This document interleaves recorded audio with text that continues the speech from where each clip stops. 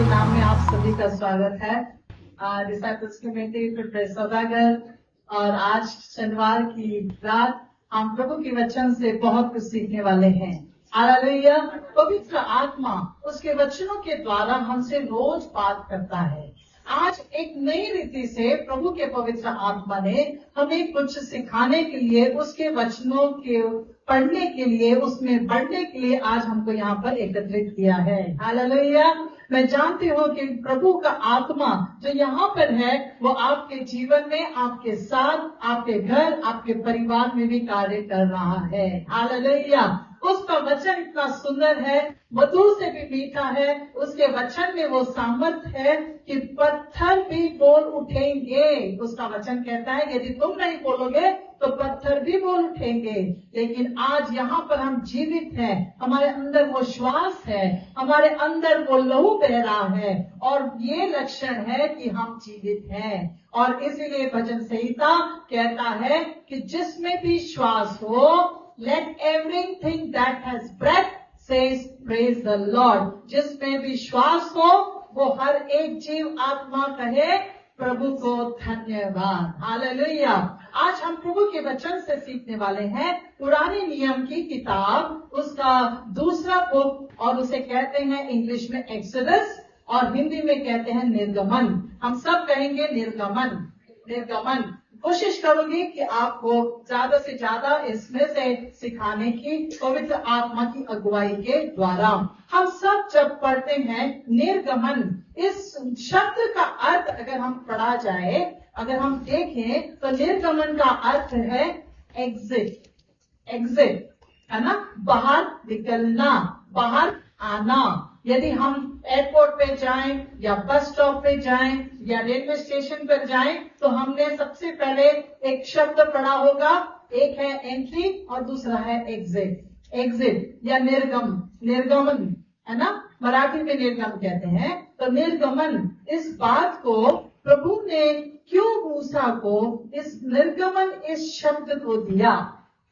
क्योंकि जो इजरायली लोग, प्रभु के चुने हुए लोग गुलामी में जो थे, वो मिस्र में 450 साल की गुलामी से बाहर निकलते वक्त जो भी घटनाएं हुई, उस घटना को लेकर और कुछ बातों को जो प्रभु ने मूसा को उन 40 साल की यात्रा में, जो निर्जन प्रदेश की यात्रा है, उस निर्जन प्रदेश की यात्रा में कुछ बातों को दिया। उन निर्गमन में, उस शब्द में क्यों उसने कहा एग्जिट, एक बाहर निकलना या बाहर आना, इस वक्त के लिए, क्योंकि इस्राएली जो गुलामी में थे 450 साल के बाद प्रभु की उपासना करने के लिए उनको मिस्र की गुलामी से निकलकर प्रभु के पर्वत के पास, उसके प्रॉमिस लैंड के पास, उसके वचनदत्त प्रदेश के पास, उसके प्रतिज्ञा के देश के पास वो लेकर के जा रहा था। हालेलुया। हालेलुया। यदि आप एक अच्छे पढ़ाई करने वाले हैं तो जरूर आपको इन बातों को समझने में आसानी होगी। और मैं जानती हूँ कि आप सब पढ़ना जानते हैं, और आप अच्छा पढ़ना, यानी मैं बाइबल का बोल रही हूँ, आप बाइबल को अच्छे से पढ़ना जानते हैं और समझते हैं। तो कुछ बातों को हम आज देखने वाले हैं और इस विषय को हम कंटिन्यू करेंगे। हालेलुया। क्योंकि निर्गमन यानी बाहर निकलने का रास्ता, इसका अर्थ है बाहर निकलने का रास्ता। इस निर्गमन पुस्तक का लेखक जो है वो मूसा खुद है। मूसा ने 5 पुस्तकों को लिखा, जो उत्पत्ति, निर्गमन, व्यवस्था, गिनती, व्यवस्था विवरण, जिसे पेंटियॉन कहते हैं, जिसे 5 पुस्तकों का संग्रह है ना कहते हैं। अगर आप इन पुस्तकों को पढ़ोगे तो आपको बहुत सारी बातों को समझ में आएगा। लेकिन निर्गमन की पुस्तक जो है, उसको लिखने के उद्देश्य जो था वो यही था कि इसराइलियों की गुलामी से मुक्ति, इसराइलियों की गुलामी से मुक्ति। यह शीर्षक जो है, ये सेप्टुजिंट यानी कि जो पढ़ाई करने वाले लोग हैं, जो यहूदी लोग हैं या जो पढ़ाई करने वाले लोग हैं, सेप्टुजिंट, उन्होंने इस बात को लिखा, इसको इस पूरे चैप्टर को, इस पूरे किताब को ये नाम दिया निर्गमन। समझ में आया आपको? इस पुस्तक में जो हमने देखा कि ये शब्द जो है एक्सोडस, जिसको हम देखते हैं इंग्लिश में, ये एक ग्रीक शब्द से आया है। ग्रीक शब्द एक्सोडस से आया है। हालेलुया। और इसका अर्थ हमने जाना है बाहर आना यानी प्रस्थान करना। ओके, इस पुस्तक में 35 बार इस्राएल का मिस्र से बाहर निकलने का वर्णन है। इस पुस्तक में यानी निर्गमन की पुस्तक में 35 टाइम्स आया है कि मिस्र से बाहर निकलने का इसका वर्णन है। यह एक छुटकारे की भी पुस्तक कहलाती है। यह एक छुटकारे की भी पुस्तक कहलाती है। यदि हम देखें निर्गमन, हम सोचते हैं कि निर्गमन की शुरुआत, इस पुस्तक की शुरुआत निर्गमन 1 से हुई है। नहीं, इसकी शुरुआत उत्पत्ति 15 से हुई है। जेनेसिस 15 चैप्टर से हुई है। ये सब कनेक्टेड है। इसीलिए जो मूसा जो है, जो लिखने वाला है, उसने एक साथ ही इन सारी बातों को लिखा था। जब हमारे जो पढ़ने वाले लोग थे, जो पढ़ाई उसके ऊपर करते थे, और उन लोगों ने मिल करके हमारे मैं कहूंगी जो गुरु थे, नबी थे, जो ऑथर्स थे, उन सब ने मिल करके इन किताबों का वर्गीकरण किया।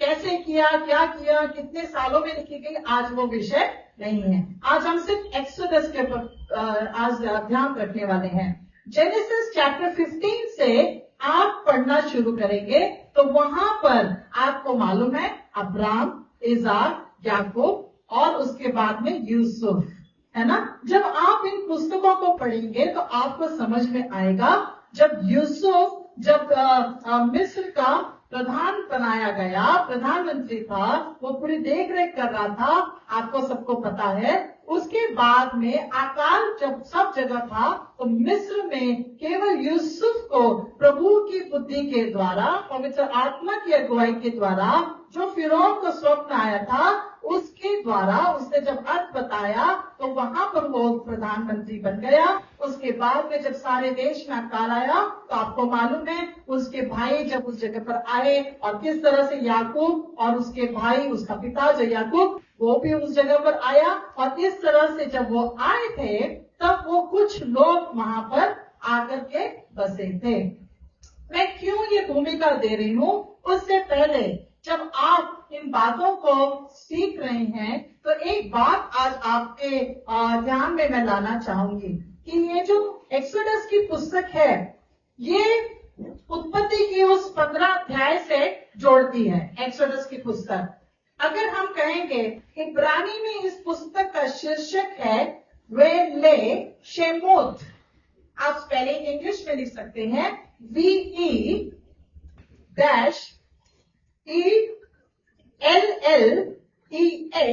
वेले शेमोत, SHENOTH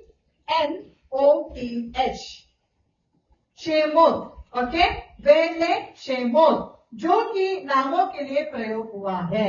आमेन, हालेलुया। शेमोत क्यों? क्योंकि प्रभु परमेश्वर के द्वारा केवल बाहर मिस्र की गुलामी से बाहर निकलना ही नहीं था, लेकिन उसमें क्या क्या था? मिस्र की गुलामी से छुटकारा तो मिला ही मिला है, लेकिन इस पुस्तक को कई बातों में बांटा गया है। जैसे इस पुस्तक में आज्ञाएं हैं, इस पुस्तक में निवास मंडप के बारे में है, इस पुस्तक में चंगाई है, इस पुस्तक में उन सारी घटनाओं का वर्णन है जो हम कहीं और नहीं पढ़ते। ये शुरुआत है। हालेलुया, समझ पा रहे हैं हम?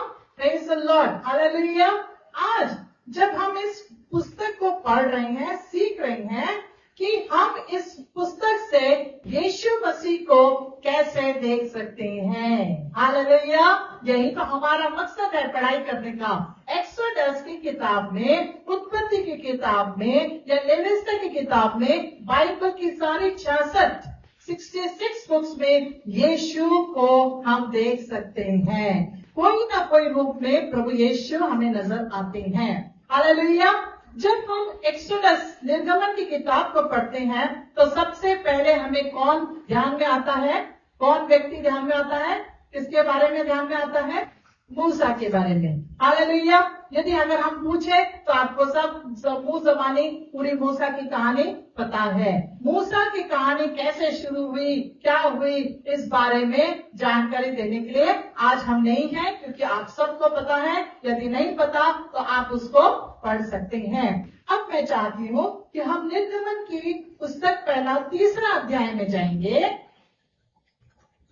और उसके पहले 3 वचनों को हम पढ़ेंगे। पढ़िए जोर से कोई। मूसा अपने ससुर यित्रो नामक मिद्यान के याजक की भेड़ बकरियों को चराता था और वह उन्हें जंगल की पश्चिमी और होरेब नामक परमेश्वर के पर्वत के पास ले गया। और परमेश्वर के दूत ने एक कटीली झाड़ी के बीच आग की लौ में उसको दर्शन दिया और उसने दृष्टि उठाकर देखा कि झाड़ी जल रही है पर भस्म नहीं होगी। तब मूसा ने कहा, मैं उधर जाकर इस बड़े आश्चर्य को देखूंगा कि वह झाड़ी क्यों नहीं जल जाती। हालेलुया। अब आपको मालूम है कि क्यों झाड़ी को दर्शन दिया, मूसा को क्या कहा, उसके बाद में आप अगर पढ़ते रहेंगे तो आगे लिखा है 9 वचन में हम पहुंचेंगे। इसलिए आहट मुझे सुनाई पड़ी है और मिस्त्रियों का उन पर अंधेर करना भी मुझे दिखाई पड़ा है। हालेलुया। अब इस वचन को समझने के लिए 7वें वचन में वापस जाइए।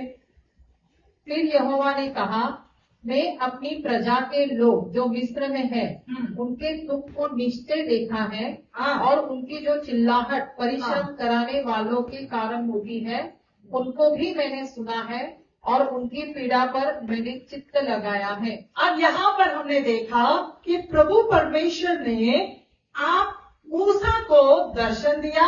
क्यों दर्शन दिया? क्योंकि इस्राएलियों की जो पीड़ा है, उनकी जो चिल्लाहट है, उनके जो दुख है, उसको प्रभु ने सुना है, उस पर चित्त लगाया है, यानी मन लगाया है। हालेलुया। समझ में आ रहा है? अब इसके आगे जब वचन में प्रभु ने हमने 9वें वचन में पढ़ा, अब सुन, इस्राएलियों की चिल्लाहट मुझे सुनाई पड़ी, मिस्रियों का उन पर अंधेर करना भी मुझे दिखाई पड़ा है। पहले प्रभु ने सुना है और उसने चित्त भी लगाया है, मन भी लगाया है और अब उसने देखा भी है। अब इसको जानने के लिए बैकग्राउंड में ऐसा क्या हुआ था, उसके लिए हम अब निर्गमन पहला अध्याय में जाएंगे। क्यों प्रभु ने मूसा को दर्शन दिया, ऐसी क्या बातें थी जो चिल्लाहट था, दुख था, पीड़ा थी, तकलीफ थी, उसको प्रभु ने चित्त लगाया, उसको देखा, सुना और ऐसी क्या बात थी। और आज हमने इस अध्याय को, इस पुस्तक को कई बार पढ़ा होगा, लेकिन पवित्र आत्मा ने एक नई रीति से सीखने के लिए और सिखाने के लिए आज हमको यहाँ पर जमा किया है। हालेलुया। आइए हम पढ़ेंगे एक्सोडस चैप्टर 1 उसका एक्सोडस चैप्टर 2 उसका पहला वचन। लेवी के घराने के एक पुरुष ने एक लेवी वंश की स्त्री से विवाह कर लिया। वह स्त्री गर्भवती हुई और उसके एक पुत्र उत्पन्न हुआ और यह देखकर कि यह बालक सुंदर है, उसे 3 महीने तक छिपा रखा। जब वह उसे और छिपा न सकी तब उसके लिए सरकंडों की एक टोकरी लेकर उस पर चिकनी मिट्टी और राख लगाई। ठीक है। और उसके बालक को रखकर नील नदी के किनारे कांसों के बीच छोड़ आई। बस किधर छोड़कर आई?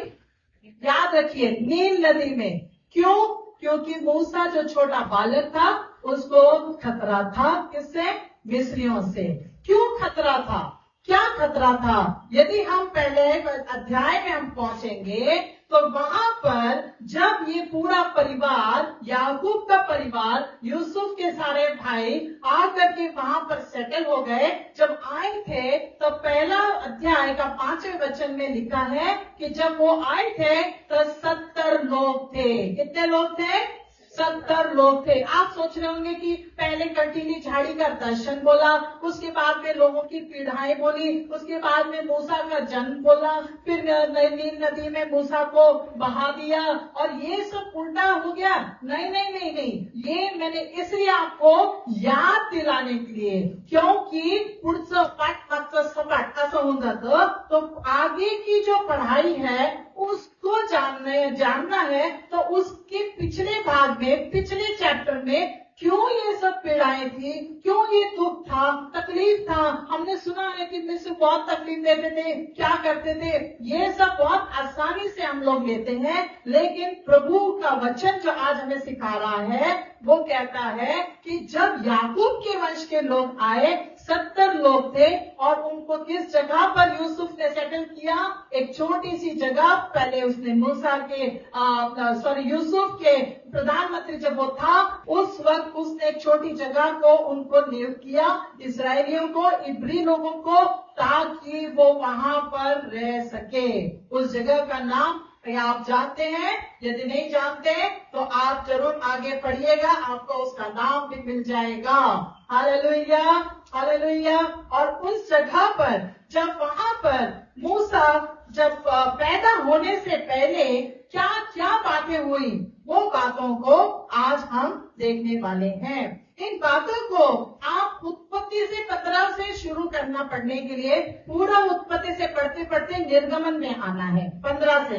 तो आप इसको पढ़ते पढ़ते जब आएंगे, तब आपको बहुत सारी बातों को समझ में आपको आएगा। हालेलुया। अब यहाँ पर एक मिस्र का राजा जो गद्दी पर बैठा था, उसको, जिसको यूसुफ को वो जानता नहीं था। 8वें वचन में, पहला अध्याय 8वें वचन में, वहां पर पढ़ने की जरूरत नहीं है, मैं बोलूंगी। उसने वहां पर अपनी प्रजा से कहा, अब क्या कहा, देखो इस्राएली हमसे गिनती और सामर्थ में अधिक बढ़ गए हैं।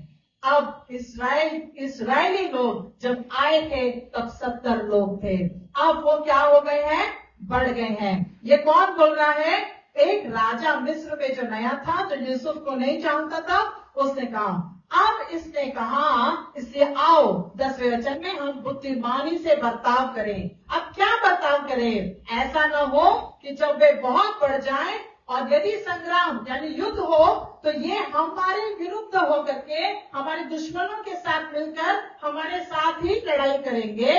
ये डर से अब फिरौन राजा प्लानिंग कर रहा है। अभी समझ में आ रहा है आपको, धीरे धीरे, शायद पढ़ा होगा बहुत बार, लेकिन प्रभु की आत्मा ने कुछ नई बातों को आज बोलने के लिए बोला है। अब क्या कहा कि अब कहा 11वें वचन में, इसलिए उन्होंने उन पर बेगारी करने वालों को नियुक्त किया। बेगारी करने वालों को नियुक्त किया। यदि किसी बिल्डिंग को बनाना हो, तो इस बिल्डिंग को बनाने के लिए आर्किटेक्ट खुद नहीं आता, आर्किटेक्ट खुद नहीं आता। ड्राफ्ट्समैन अपना मैप, अपना जो भी है ब्लूप्रिंट, वो समझाकर इंजीनियर को बता देता है। इंजीनियर खुद बिल्डिंग बनाता है क्या? नहीं। वो कौन बनाते हैं? मजदूर बनाते हैं। इस मजदूरों को बेगारी पर लिया जाता है। इन मजदूरों को बेगारी पर लेने के लिए उनके ऊपर एक आदमी ठहराया जाता है, जो मुकादम आज की भाषा में कहलाया जाता है। और इस मुकादम को यानी कि फिरौन ने अब बुद्धिमानी से क्या यूज किया कि अब ये इस्राएली तो हमसे ज्यादा बढ़ रहे हैं। आए तो 70 थे जो यूसुफ के समय में थे। अब जो नया राजा बदगदी पर बैठा था, वो यूसुफ को नहीं जानता था, लेकिन अब उसको ध्यान में आया कि हमारे से ज्यादा इस्राएली नंबर्स में बढ़ रहे हैं। कहीं ऐसा ना हो कि दुश्मनों के साथ मिलकर ये मिस्र पर, हम पर ही आक्रमण करे। इसीलिए इस डर से कि वो बहुत ज्यादा है, हम थोड़े हैं, उनको दबाने के लिए उसने उन सबको मजदूर बना दिया। अब समझ में आ रहा आपको? मजदूर बना दिया। अब उसने कहा इन सबको बेगारी पर ले लो। और क्या कहा? बेगारी करने वालों को नियुक्त किया कि वे उन पर, पढ़िए आगे 11 वचन, कि वे उन पर भार डालकर उनको क्या करें? अब बेगारी में ले लो और उन पर भार डालकर उनको दुख दिया करो। समझ में आ रहा है आपको? मिस्र के राजा ने ऐसी योजना को बना दिया कि इस्राएल के लोग, जो परमेश्वर का चुना हुआ वंश, अब्राहम को दी हुई वाचा, अब्राहम को दिया हुआ प्रॉमिस, अब कहा कि अब इस वंश को, इन लोगों को मजदूर बनाओ, इनके ऊपर भार डालो। अगर आज की भाषा में मैं बोलूं तो आज हमारे जीवन का फिरौन, आज हमारे घर में, परिवार में, हमारे एरिया में, हमारे भारत देश में एक ऐसा फिरौन है जो शैतान है। वो आज क्या कर रहा है?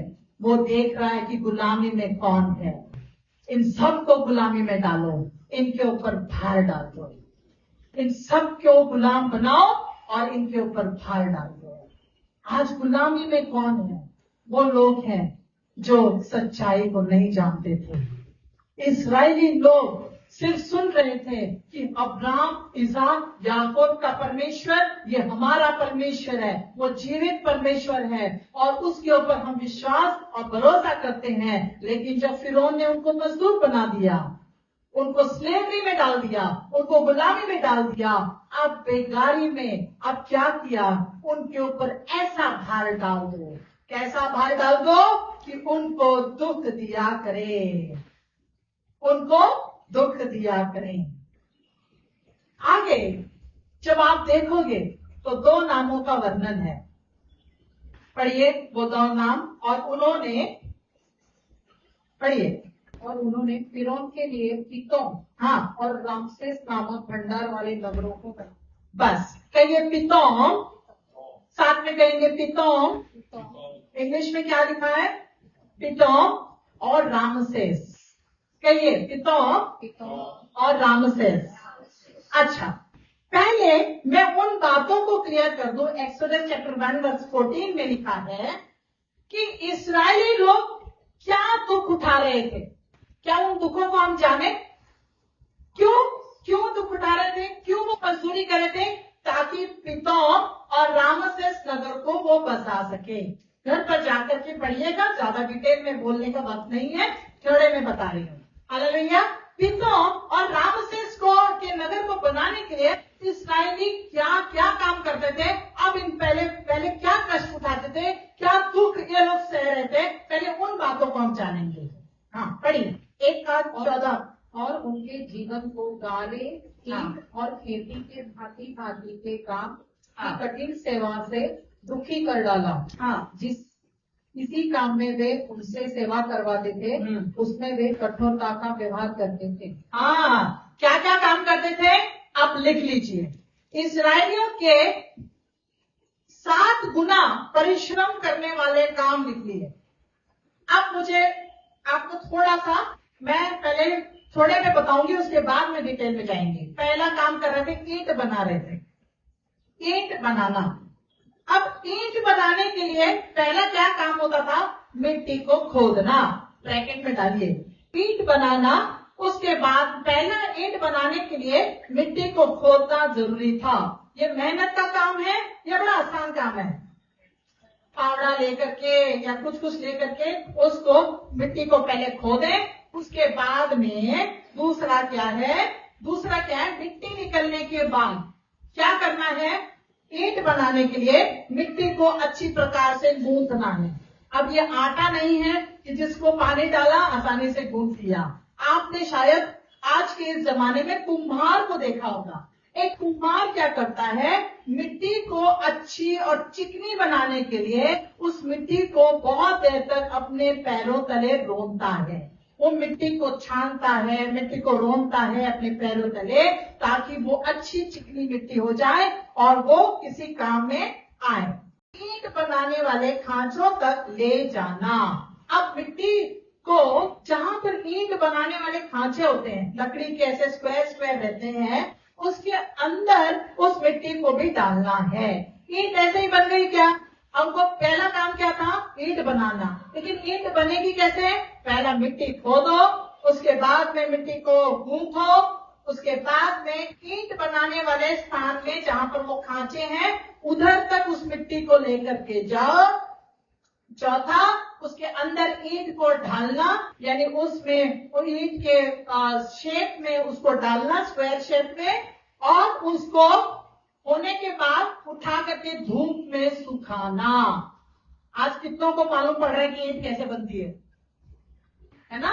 बहुत आसान है, हम लोग बिल्डिंग को देखते हैं, लेकिन जो ईंट जहां पर बनती है ना, अगली बार कहीं अगर आपको रास्ते पे दिखे जरूर गाड़ी को रोकना और कहना परिवार वालों को, बच्चों को उतार के दिखाओ ईंट कैसे बनती है।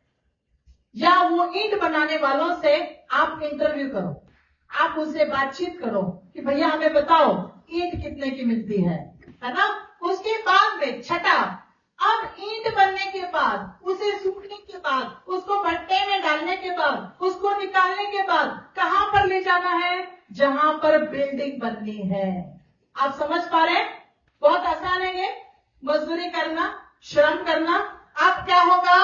अब इन ईंटों से नगरों को बनाना होगा। समझ रहे हैं आप? अब आप बोलेंगे कि अब मिट्टी को बनाया, सब कुछ किया, अब इन नगरों को बनाना है। इन मिट्टी में पड़ने वाली एक घास होती है। आपको समझ में आ रहा है मैं क्या बोल रही हूं? मिट्टी पे मिलने वाली सिर्फ मिट्टी से ये ईंट नहीं बनती।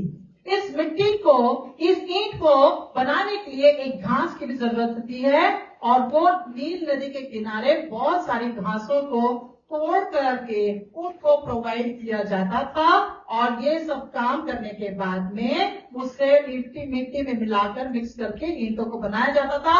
और नगर को बनाने के लिए, क्यों? क्योंकि ये इस्राएली खाली बैठे हैं, इनको गुलामी में डालना है, इनको दुख देना है, इनको कष्ट में डालना है। ईंट को बनाने के लिए इनको घास को काट करके, ईंटों को बना करके, चिकनी बना करके, अब पूरी सुखा करके, अब इनको उस स्थान पे लेके जाना है जिन दो स्थानों का नाम पितोम और रामसेस था। अब समझ पा रहे हैं? अब समझ पा रहे हैं कि मूसा को जन्म दिया और उसके बाद में कटीली झाड़ी में दर्शन दिया। प्रभु ने कहा मैंने उनका दुख देखा है, मैंने उनके दुख पर चित्त लगाया है, मैंने उनके रोने को, क्रंदन को सुना है। अब आप समझ पा रहे हैं कि कितना दुख होगा, कितनी तकलीफ होगी कि खुदा को खुद यहाँ पर आना पड़ा। हालेलुया, समझ पा रहे हैं? हालेलुया। अब क्या हुआ? अब इन मिट्टी से, इन ईंटों से अब इस नगर को बसाया जा रहा है। ऐसा इस पितोम और रामसेस में क्या नगर है जिसको बनाने के लिए इतना श्रम लिया जा रहा है? पितोम जो है उसको तुम कहते हैं, तुम देवता का नगर, तुम TUM, तुम, या तो ट के नीचे ऊ की मात्रा और म, तुम नगर का देवता, तुम देवता है, और उसके नाम पर उसको, इस नगर को पिताम कहा जाता था। अब समझ रहे हैं? पिताम यानी कि उनका पिता, काम देवता, उसको इस नाम से, इस नगर को बनाने के लिए कौन प्रोवाइड कर रहा है ईंटें? किससे श्रम करवाया जा रहा है? इस्राएलियों से, जो चुने हुए लोग हैं उनसे। मैं थोड़ी सी भूमिका आपको दे रही हूं, समझ पा रहे हैं? जब पिताम को बनाने के लिए, इस नगर को खड़ा करने के लिए, इस देवता के नाम पर यह नगर था, उस नगर को बनाने के लिए ये इस्राएली, परमेश्वर का चुना हुआ वंश, दुख और तकलीफ के साथ गुलामी में रहते हुए, पीड़ा में, उनकी वेदनाओं में, वो फिर भी इस काम में जुटे हुए। क्यों? क्योंकि वे गुलाम हैं। क्यों? क्योंकि वे गुलाम हैं। दूसरा नाम हमने क्या सुना? रामसेस। कहेंगे रामसेस, रामसेस।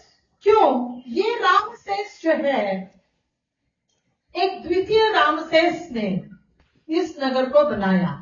रामसेस, जो पहला रामसेस है, उसके यादगार में, जैसे हम यहाँ पर आते हैं तो हर एक के नाम पर रस्ते हैं, है ना, हर एक के नाम पर रस्ते हैं। अगर हम एमजी रोड जाए तो हम एमजी रोड बोलते हैं, लेकिन महात्मा गांधी के नाम से वो रोड है, समझ रहे हैं आप, है ना। तो हर एक रस्ते को एक नाम दिया गया है। कोई बड़ी हस्ती है जिन्होंने देश के लिए कुछ किया है। ये रामसेस के नाम पर उसके द्वितीय रामसेस यानी दूसरे बेटे ने, या जो उसके ऊपर अधिकारी था, उसने इस नगर को बनाया। उस नगर को बनाने के लिए सारे इस्राएली जो मेहनत, दुख और तकलीफ झेल रहे थे, उस नगर को बनाने के लिए जो पीड़ाएं उन्होंने सहन की, वो पीड़ाएं वो प्रभु के कानों तक पहुंची हैं। मिस्र के लोग उनको ताड़ना दे रहे थे, उनको दुख तकलीफ दे रहे थे। क्या वो इतनी आसान थी? इतना आसान था? क्यों? क्योंकि परमेश्वर ने अब्राहम से पहले ही कहा था कि तेरा आने वाला वंश 450 वर्ष की गुलामी में रहेगा, उसके बाद मैं उनको छुड़वाऊंगा। इस्राएली लोग जो गुलामी में थे, जो तकलीफ में थे, वो इन नगरों को बनाने में जुटे रहे। और इस रामसेस की राजधानी पता है कौन सी थी? गेरशोन, जहां पर इस्राएली आकर बसे थे। When they were only 70 people। आप समझ रहे हैं, उनके शहर को, उनके नगर को बनाने के लिए उस राजधानी को, गेरशोन में रहने वालों को गुलामी करने के लिए चुना गया। आज अगर हम देखें तो इस्राएली लोग जहां पर उनके साथ कठोरता का व्यवहार किया जा रहा था, और लिखा है कि सताव के कारण, यदि हम पढ़ें एक्सोडस 1:12, आप पढ़िए एक्सोडस 1:12। पर जो वे उनको दुख देते गए, त्यों वे बढ़ते और फैलते चले गए, इसलिए वे इस्राएलियों से अत्यंत डर गए। अरे बाप रे, ये क्या हो गया? हमको इनको दुख दे रहे हैं, हम इनको पीड़ा दे रहे हैं और इनको सता रहे हैं। अरे इनकी जाति तो सताव से और मजबूत हो रही है, इनकी जाति तो सताव से और मजबूत हो रही है। यदि आज के जीवन में हम देखें, आज हर कोई गुलामी में जरूर है, लेकिन वो गुलामी पाप की गुलामी, शैतान का सताव है, शैतान की तरफ से दिया हुआ दुख तकलीफ है। शायद आपके वर्क प्लेस में होगा, शायद आपके घरों में होगा, शायद आपके पड़ोस में होगा, शायद आप जहां पर रह रहे हैं उस सोसाइटी में होगा, जहां पर आप रह रहे हैं उस शहर में होगा, उस राज्य में होगा, जहां कहीं भी। लेकिन एक बात याद रखिए, सताव में से जाति बढ़ने लगी। सताव ये बढ़ने के लिए है। प्रभु ने बताया सताव ये बढ़ने के लिए है। हमें सताव से नहीं डरना है, क्योंकि हम बढ़ने वाले हैं। आमेन, हालेलुया। सताव किया जा रहा था, जितना सताव होगा उतना बढ़ेंगे, जितना सताव होगा उतना बढ़ेंगे। इस वचन को यदि हम जानेंगे तो एक वचन जो एक्ट्स चैप्टर 2 वर्स 13 में हम देख सकते हैं। एक्ट्स चैप्टर 2 वर्स 13 में हम देख सकते हैं कि क्या लिखा है। बाद में घर पर जाकर के एक्ट्स चैप्टर 4 भी पढ़ लीजिए, एक्ट्स चैप्टर 5 पढ़िए, एक्ट्स चैप्टर 7 पढ़िए, एक्ट्स चैप्टर 9 पढ़िए। शाऊल भी एक ऐसा था जो लोगों को सता रहा था, घर से निकाल कर घसीट कर वो लोगों को सताया करता था। उसी ने प्रभु परमेश्वर के इकलौते पुत्र यीशु को स्वीकार किया। क्या हुआ? पढ़िए, हाँ 2:13 पढ़िए, कोई भी इंग्लिश हिंदी मराठी। तो दूसरों ने ठट्टा करके कहा, वे तो नई मदिरा के नशे में चूर गए।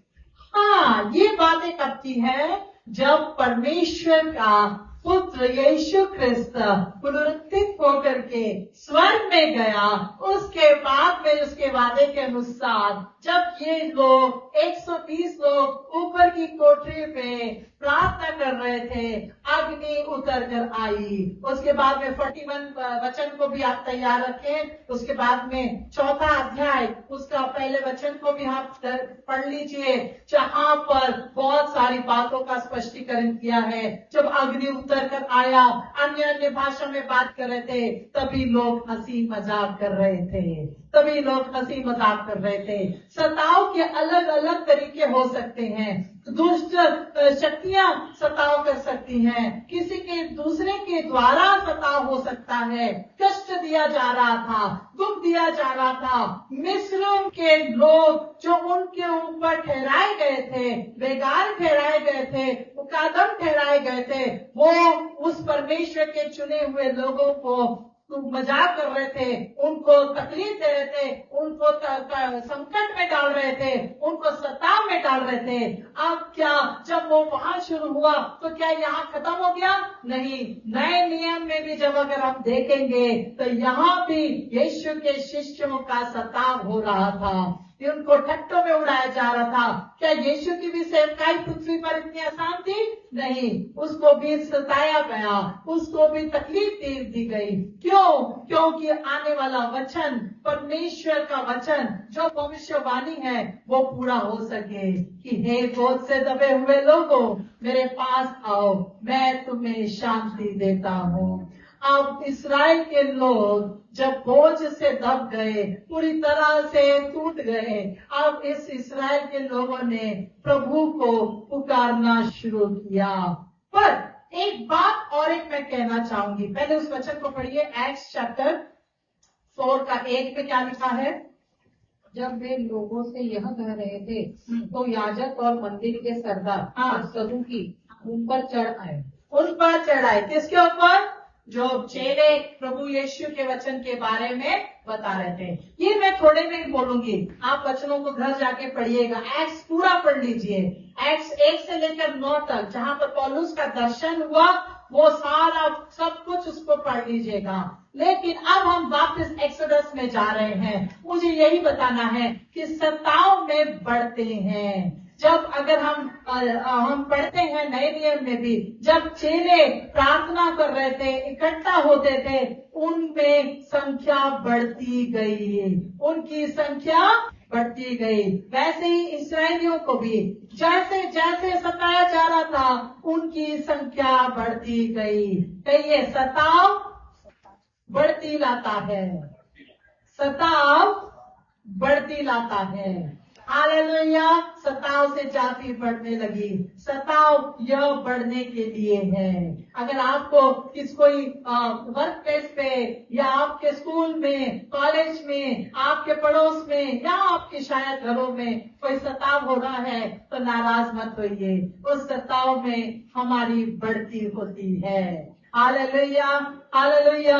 आगे वचन जब कहता है, एक्सोडस चैप्टर 1 वर्स 7 में आइए।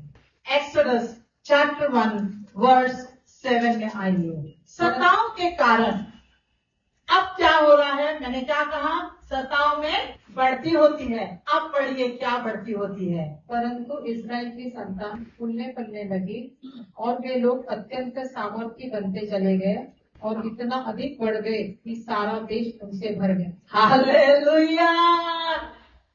समझ में आ रहा है आप लोगों को? आमेन। प्रभु हमसे बात कर रहा है। आमेन, आमेन। उसका चुना हुआ वंश। अब क्या हुआ? इस्राएल की संतान में 5 तथ्य हैं। इस्राएल में 5 तथ्य दिए गए।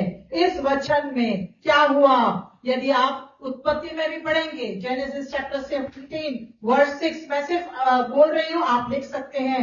जेनेसिस चैप्टर 17 वर्स 6 के अनुसार क्या हुआ? इस्राएल के लोग फूलने फलने लगे। और प्रभु ने जब सृष्टि का निर्माण किया, तो प्रभु ने आदम और हवा को भी यही आशीषों के साथ भेजा था। हालेलुया। सताव में बढ़ती होती है, सताव में आप फलने फूलने लगेंगे। Hallelujah, hallelujah. और दूसरा है बहुतायत से धनाढ्य हो गया। इस्राएल बहुतों से धनाढ्य हो गया। जब गुलामी से निकल रहे थे तो प्रभु ने कहा, मिस्र खुद तुम्हें सोना निकाल कर देगा, मिस्र खुद तुम्हें सोना निकाल कर देगा। जिनकी गुलामी कर रहे थे वही तुमको उतार उतार कर, झोली भर भर कर अपने घरों में कहाँ पर रखा होगा, लॉकर में, वो जमीन में लॉकर होगा, फिर दीवार में लॉकर होगा, उसमें से निकाल निकाल कर उन्होंने, मिस्रियों ने इस्राएली लोगों को इतना दिया। सत्ताव में धनाढ्य है। इसका मतलब मैं सिर्फ फाइनेंशियल ब्लेसिंग्स के मिलेंगे ये नहीं बोल रही हूँ, लेकिन इसके साथ साथ परमेश्वर किसी भी बात की कमी घटी नहीं होने देगा। उसने बताया है कि वो हमारा उत्तम चरवाहा है, कोई सी बात की कोई कमी घटी नहीं होने पाएगी। Hallelujah, hallelujah. और जल्द से जल्द हम देखेंगे जेनेसिस चैप्टर 16 वर्स 10 में लिखा है कि और उसी वचन को आधारित यहाँ पर लिखा है कि ये अत्यंत बढ़ गए। हालेलुया। सताव में हमारी बढ़ती होती है। कैसे? संख्या में। हालेलुया। और पांचवा, सारा देश यानी मिस्र देश उनसे भर गया। अब्राम को दी हुई आशीषों को प्रभु ने कहा था कि मैं तेरी संतति आकाश के तारागण जितना और बालू के किरणों के जितना उसके समान मैं करूंगा। परमेश्वर ने अपने प्रॉमिस को फुलफिल किया। इस्राएली इतना बढ़ गए कि पूरे देश में भर गए। हालेलुया। उसका चुना हुआ वंश। और आज एक बात का मैं फिर से खुलासा उस पवित्र आत्मा की अगुवाई में करना चाहूंगी। जब प्रभु ने मूसा को दर्शन दिया तो उसने क्या कहा? 3 अध्याय के वचन में हम जाएंगे। और जब यहोवा ने मूसा को दर्शन दिया और 6 वचन में क्या कहा, उसको जोर से हम पढ़ने वाले हैं। निर्गमन 3 अध्याय उसका 6 वचन क्या कहता है? उसने कहा, मैं तेरे पिता का परमेश्वर और अब्राहम का परमेश्वर, इसहाक का परमेश्वर और याकूब का परमेश्वर हूँ। बस। क्या कहे के प्रभु ने इंट्रोडक्शन दिया कि मैं तेरे पिता अब्राहम का परमेश्वर, इसहाक का परमेश्वर, याकूब का परमेश्वर। क्योंकि मूसा 7वां व्यक्ति था जो अब्राहम के वंशज में आता है। मूसा 7वां व्यक्ति था जो अब्राहम के वंश में आता है। अब्राहम के प्रभु परमेश्वर में हूँ, इसहाक का प्रभु परमेश्वर में हूँ, याकूब का प्रभु परमेश्वर में हूँ। और क्यों उसने कहा, बार बार उसने याद दिलाया कि इस्राएल की गिनती मिस्रों की से ज्यादा बढ़ गई, फैल गई, फूलने फलने लगे।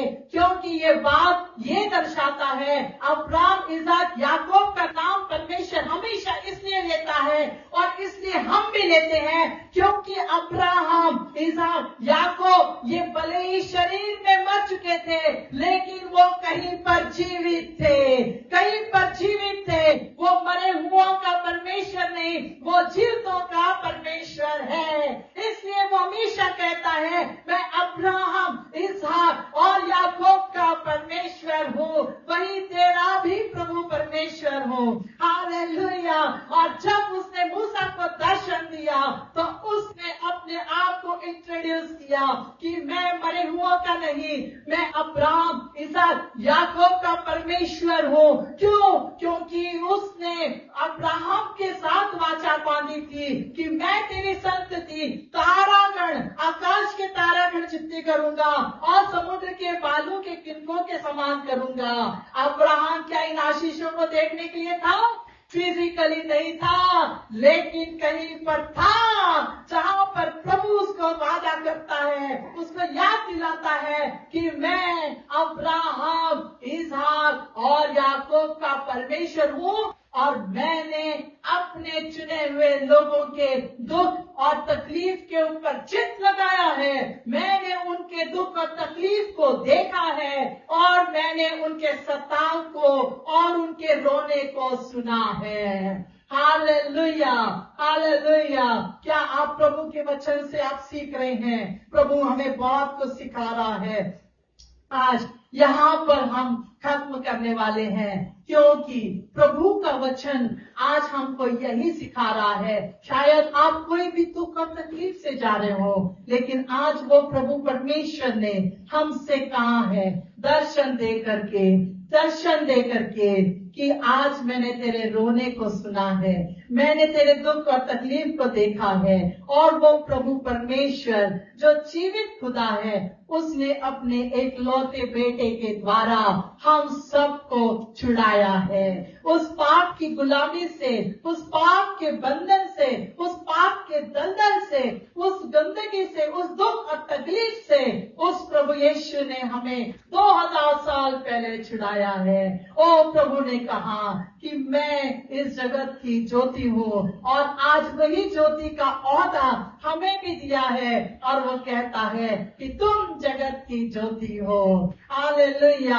आज इस अंधकार के युग में, सताव और दुख और तकलीफ में प्रभु हमसे बात करता है, वो हमारे तकलीफों को सुनता है। आज सताव में बढ़ती है, आज सताव में बढ़ती है। काफी सारी बातों को आज हमने सीखा। शायद ईंटों का बनाना, वो मजदूरी, वो सताव, वो मेहनत का काम, शायद रात को इन इस्राएली लोगों को शायद चैन की नींद भी नहीं आती होगी। किसी का कंधा दुखता होगा, किसी के हाथ दुखते होंगे, शायद किसी को स्लिप डिस्क हुआ होगा।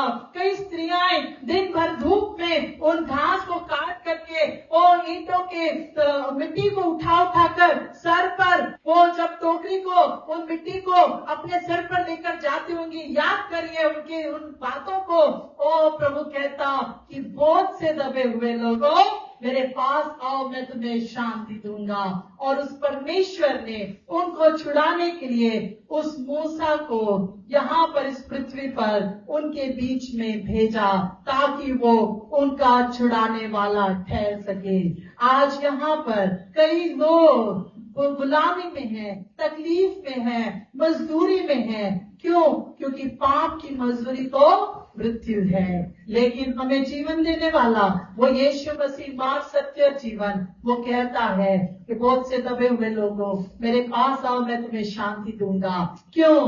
क्योंकि वो जीवित खुदा है, और उन जीवितों का खुदा है जो हमारे पिता है, जिनके वंश में हम आ रहे हैं। अब्राहम, इसाक और याकूब का परमेश्वर, वो हमारा परमेश्वर है। हालेलुया। और वो हमारा ऊंचा गढ़ है। आज हम प्रार्थना में जाएंगे और प्रभु से कहेंगे कि प्रभु, अनेक दुख तकलीफ से हम जाते होंगे, शायद आप कई लोगों से कुछ बोलते भी नहीं होंगे, लेकिन आज प्रभु आपके दुख और तकलीफ को देखा है। जब उनकी दुख और तकलीफ को देखा, 450 वर्ष की गुलामी में कई पीढ़ियां थी, लेकिन पीढ़ियों से पीढ़ियों तक शायद कोई दुख और तकलीफ आपके जीवन में आए होंगे, लेकिन आज परमेश्वर हम सबको उन दुख और तकलीफ से छुड़ाने के लिए यहाँ पर मौजूद है। वही परमेश्वर जो हमारे पिता अब्राहम, हमारे इसहाक और याकूब का परमेश्वर, वही हमारा परमेश्वर है। प्यारे परमेश्वर पिता, आज हम दुआ करते हैं, जो तेरे वचन से तूने हमें सिखाया कि सताव में बढ़ाव है, सताव में बढ़ती है, सताव में तुम बढ़ते जाओगे। यदि हमारे कहीं पे भी आज सताव है, प्रभु तू हमें एक आशीष दिया है कि हम फलेंगे, फूलेंगे, आशीषित हो जाएंगे। ओ प्रभु, सिर्फ उन आशीषों को लेकर हम ना बैठे, लेकिन जो बोझ में दबे हैं, जो दुख और तकलीफ में हैं, उन तक हमें पहुंचने में सहायता